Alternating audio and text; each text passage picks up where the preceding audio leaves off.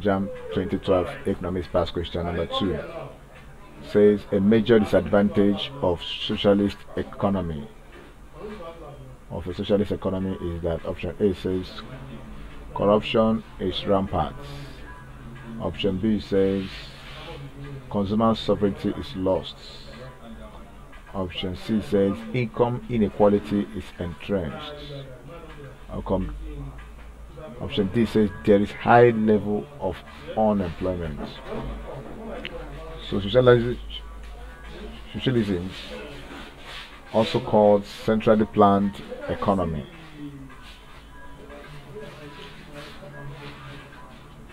centrally planned or controlled economic system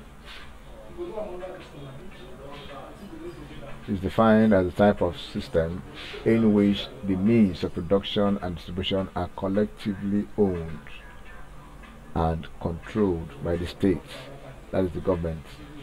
The disadvantages include absence of creativity and innovation, absence of competition, it leads to states of monopoly, it reduces individual initiatives, absence of alternative choice, lack of specialization, it slows down economic development, it creates room for laziness.